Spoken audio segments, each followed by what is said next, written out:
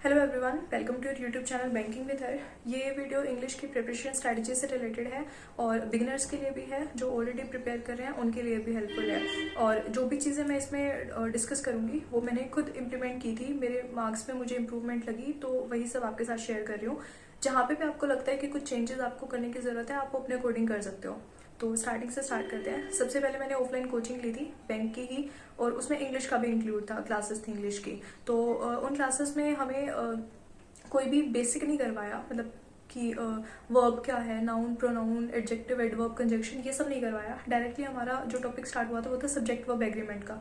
ठीक है, उसके बाद जो भी और टॉपिक्स थे वो स्टार्ट हुए, बट नाउन वगैरह उन्होंने वहाँ पे हमें नहीं करवाई थी।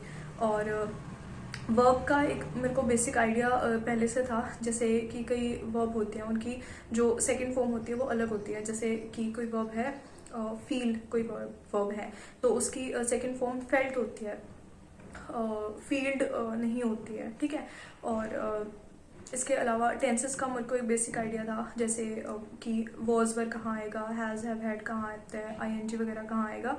तो अगर आपको ये बेसिक आइडिया है तो डायरेक्टली आप सब्जेक्ट वर्ब एग्रीमेंट के टॉपिक पे स्विच कर सकते हो। ठीक है, रूल्स पढ़ने कहाँ से है वो बता देती हूँ पहले। सबसे पहले एक बुक है फ्रॉम प्लिंथ टू पैरामाउंट, और मेरी पहले वाली वीडियोस में भी मैंने ये बुक सजेस्ट की है।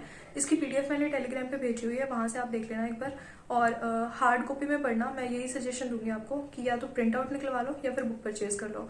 बहुत ज़्यादा बुक मैं नहीं रिकमेंड करूंगी, क्योंकि मैंने खुद बहुत लिमिटेड बुक्स में से पढ़ा हुआ है, ज़्यादा प्रैक्टिस मैंने मॉक टेस्ट से ही की है। ठीक है, तो इंग्लिश के रूल्स के लिए ये बुक सजेस्ट कर रही हूँ, सिर्फ एक फ्रॉम प्लिंथ टू पैरामाउंट। और ये देखो, मैंने खुद इसका प्रिंट आउट निकलवाया था एक फ्रेंड से लेके, और पूरी बुक नहीं पढ़नी है, कुछ एक सिलेक्टेड टॉपिक है वो बता देती हूँ। इसमें से जो सबसे पहला टॉपिक है वर्ब का, और अगर टेंसेस का आपको बिल्कुल आइडिया नहीं है कि क्या होता है, वॉज वर, सिंगुलर, प्लूरल कहाँ क्या होता है, तो टेंसेस भी पढ़ लेना। उसके बाद जो थर्ड टॉपिक आपको पढ़ना है वो है सब्जेक्ट वर्ब एग्रीमेंट।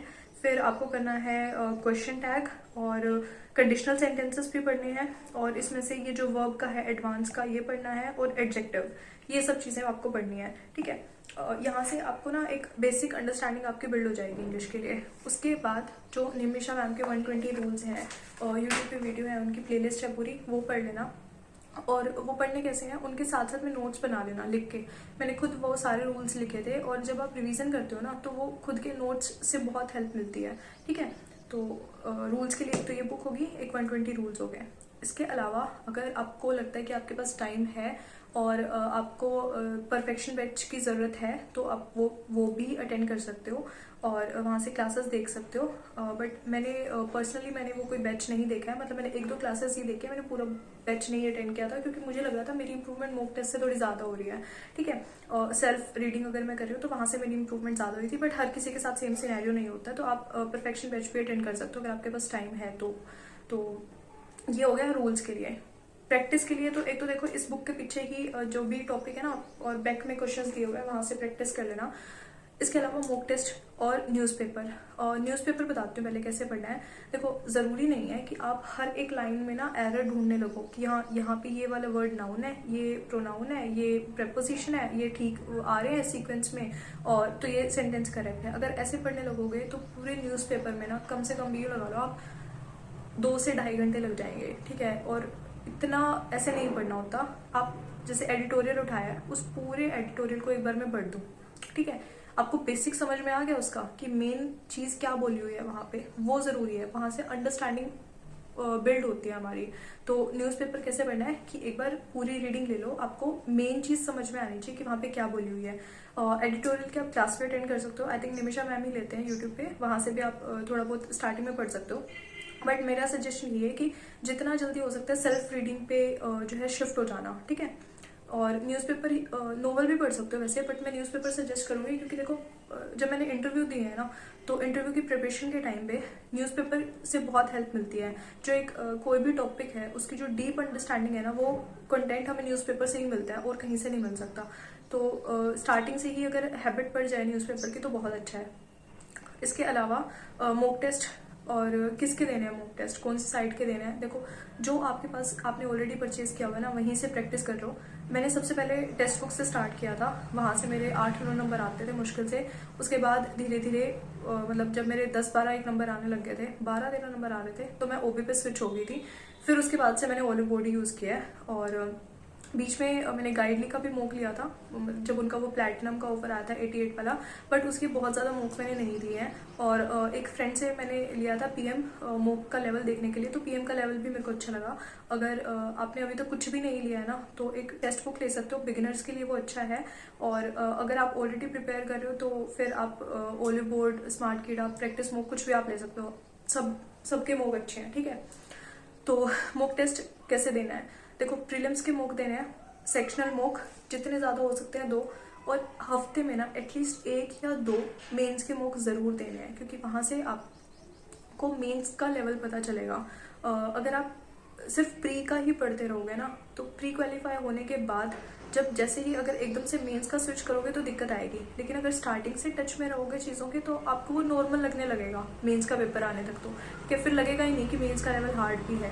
तो हफ्ते में एटलीस्ट 1 या 2 जो है मेंस के मॉक ज़रूर देने हैं।